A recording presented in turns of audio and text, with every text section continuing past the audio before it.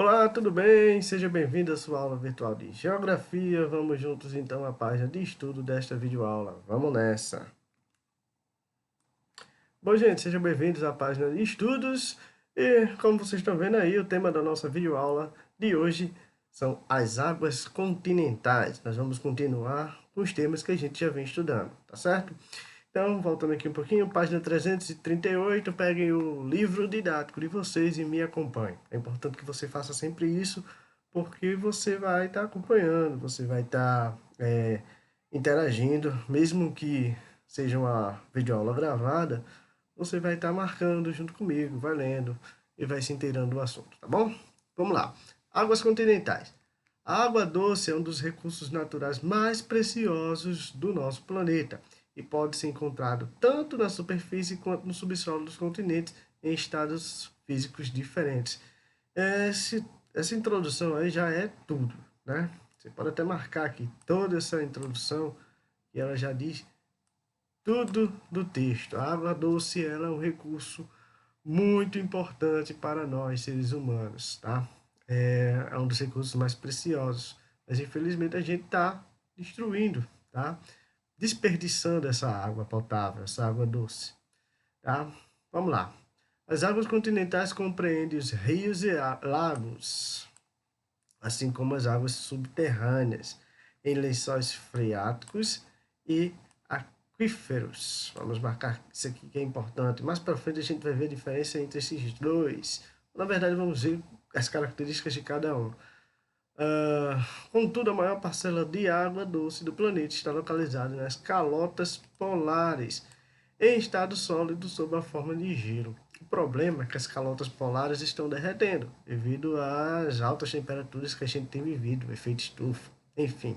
Então, se esse gelo derrete, essa água vai para o mar e vai se tornar salgada. Infelizmente, a água doce em forma de gelo das calotas polares estão se perdendo, tá certo?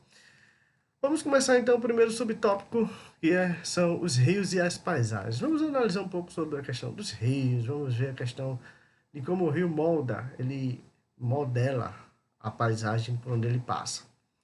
Nos lugares que percorrem, os rios exercem influência na formação da paisagem. Isso é importante. A gente sabe que o rio ele vai tanto levar sedimentos como ele vai trazer. Então ele vai modificando o relevo segundo o seu curso, tá certo? A água dos rios pode conferir características peculiares a esses lugares, como desgastar o relevo e formar corredeiras. Tá? Associados a outros elementos da natureza, como o clima, os rios podem apresentar variação de volume de água durante o ano. Com isso, podem ou não propiciar o desenvolvimento da vegetação em seu entorno. Dependendo, por exemplo, dos períodos de chuva, o volume dos rios sobe. Claro, período de seca, o volume dos rios diminui ou até escasseia ou até cessa. Então, essa questão da vegetação depende muito de qual período do ano a gente está vivendo. Se está vivendo um período chuvoso, se está vivendo um período seco, onde esse rio corre, em qual região ele corre, tá? As variações de altitude também interferem nas características de um rio. Em lugares mais elevados e com grande declividade, podem se formar cachoeiras, como essa imagem aqui, em que o escoamento e a velocidade das águas são maiores. Em lugares de pouca declividade, geralmente o rio se torna mais lento e sinuoso, uma vez que percorre trechos planos. É até legal a gente ver isso aí e pensar, por exemplo, em uma região de planaltos, onde terão terras mais altas que vão descendo até os lugares mais baixos, vai ter muito rio de cachoeira, tá? Essa região mesmo aqui podemos dizer que é um planalto, ó. Aí o rio ele desce em forma de cachoeira. Já em uma região de planície, aí o rio ele vai correr de uma forma mais linear, mais devagar. Ele vai escoar de uma forma mais perfeita, podemos dizer assim, tá certo? Ciclo da água. A água possui um ciclo e esse ciclo ele não tem fim, ele continua, mesmo que com o ser humano não interferindo, esse ciclo ele vai existir sempre. Eu acho que vocês já estudaram em ciências esse assunto, então vamos dar só uma relembrada na questão do ciclo das águas. Podemos encontrar a água nos três estados físicos, sólido, líquido e gasoso. No entanto, seu estado físico pode ser alterado por diferentes fenômenos, como a ação da energia solar, o Sol, tá? Passando pelos três estados físicos. A essa dinâmica que a água mantém em nosso planeta denominamos ciclo da água. Observe ao lado como esse fenômeno ocorre na natureza. Vamos lá. Primeiro ponto a se observar é a evaporação. Onde é que está a evaporação aqui no nosso gráfico? Tá aqui. São essas setinhas. Vou aumentar aqui um pouquinho para você ver melhor. Tá. São essas setinhas para cima. O Sol, ele vai esquentar a água e a água vai deixar de estar na sua forma líquida e vai se tornar gasosa. Vocês sabem disso. Quando a água atinge uma certa temperatura, ela evapora, vira vapor. Tá? No segundo ponto, nós vamos ter o processo de condensação, ou seja, o que a gente pode dizer a formação das nuvens. Essas gotículas elas vão se condensar em grandes quantidades, formar as nuvens, tá certo?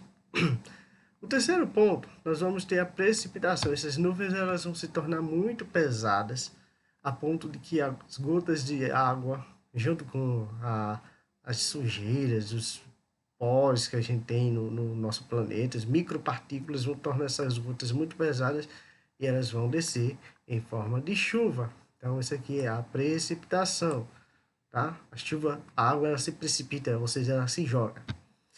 E nós vamos ter a segunda fase, desculpa, a quarta fase, que é a absorção e escoamento. Ou a água, ela vai escoar pela superfície, tá? E voltar para o oceano ou mar. Ela vai escoar em forma de um rio, por exemplo.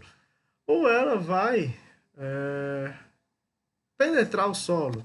Ela vai ser absorvida pelo solo, tá? É isso que chama absorção. Ela vai ser, digamos assim, sugada pelo solo e vai para os lençóis freáticos, ok? Então, esse ciclo, ele existe e independe da ação do ser humano. Se o ser humano, ele participa ou não, ele não tem importância, tá? Muitas vezes, você pode perguntar, o ser humano pode interferir ou pode ajudar? Pode, tá? Vou explicar, por exemplo, em uma região onde não existe muita evaporação, como é que o ser humano pode contribuir para que haja condensação? Ele pode jogar, por exemplo, micropartículas, poeira ou partículas de madeira nas nuvens para que as nuvens elas possam concentrar as gotículas de água e depois cair em forma de chuva, tá? Então é possível, tá? Só não é possível jogar água lá na atmosfera, mas você pode favorecer a condensação, ok? Vamos voltar aqui para o nosso assunto. Águas subterrâneas. Encontradas no subsolo, as águas subterrâneas ocupam vastas extensões, formando grandes reservatórios, chamados aquíferos, ou aquíferos, se você quiser falar assim, ou lençóis subterrâneos, tá? Vamos lá. As águas podem ser encontradas a profundidades que variam de dezenas a milhares de metros e correspondem a cerca de 30% de toda a, a água doce que compõe as águas continentais. Por ficarem no subsolo, os aquíferos podem estar localizados inclusive em lugares extremamente secos, como os desertos. Tá? Então vamos ver o seguinte. Aquífero ou lençóis subterrâneos, eles são grandes reservatórios de água no subsolo. É como se a terra ou a região onde existe esse aquífero formasse uma grande bacia, tá? Um grande depósito, e essa água ela fosse sugada e ficasse nessa região, tá? Exemplo, nós temos aqui em Macaíba, entre Macaíba e Natal, nós temos uma região com aquífero, tá? Ali próximo às fábricas, na BR-304. Até as águas que nós temos que nós recebemos nas nossas casas aqui em Macaíba, elas vêm desse aquífero.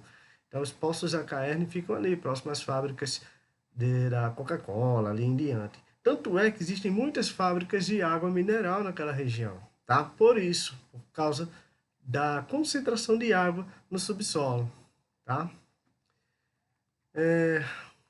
Então, nós temos aqui nesse esquema, mais ou menos como se forma a questão do aquífero. Vamos lá. A precipitação, a chuva, ou ela vai escorrer nos rios, por exemplo, até chegar a um lago, ou ao mar, ao oceano, ou ela vai infiltrar e vai formar o que a gente tem, o que a gente chama de água subterrânea, ou aquífero mesmo, tá? Ela vai ficar empoçada e é possível extrair essa água, tá? Por exemplo, nós temos o maior rio do mundo, que passa aqui no Brasil, que é o Rio Amazonas. Só que, segundo os cientistas, embaixo do Rio Amazonas há um aquífero maior do que o próprio Rio Amazonas. Então a gente tem as águas subterrâneas com uma grande quantidade, é como se um rio passasse por baixo de outro rio. E ao mesmo tempo também, por ser uma região de floresta tropical, onde chove bastante, por causa da floresta, nós temos um volume de água nas nuvens circulando muito grande. Então, tanto nós vamos ter na floresta amazônica águas na forma de condensação de vapor, como a gente vai ter águas superficiais, como a gente também vai ter as águas subterrâneas, tá certo? Esse tópico, as partes de um rio, eu vou deixar para a próxima videoaula, tá bom? Eu vou explicar bem direitinho como o rio ele desenvolve o seu caminho e como identificar as partes, tá? É importante a gente saber, por exemplo, onde o rio nasce, qual o caminho que ele segue, se recebe um nome, onde ele desemboca. Aliás, o que é que significa essa palavra desembocar ou a foz de um rio, tá? Tudo isso a gente vai ver na próxima videoaula, tá bom, gente? Era isso, esse assunto de hoje, essa videoaula. Espero que vocês possam fazer as atividades do livro e me mandar assim que forem terminando, tá? É importante que vocês criem essa rotina. Terminou a atividade, pode mandar para o meu e-mail, não precisa ficar cobrando. É bom que você mande sem estar tendo a cobrança, por exemplo, para uma semana para mandar a atividade. Se você tiver em dia direitinho, você não vai ficar atolado de tanta atividade, tá bom? Tanto é que a gente não fez nenhuma atividade ainda extra, apenas as do livro até agora, tá? Mas é porque eu não estou correndo muito com esse assunto. São assuntos importantes, um pouco difíceis de entender, então devagar a gente chega lá, tá certo? Eu agradeço a atenção de todos e todas, a gente se vê na próxima videoaula, tá certo? Um abraço a todos, obrigado pela atenção, valeu gente, tchau!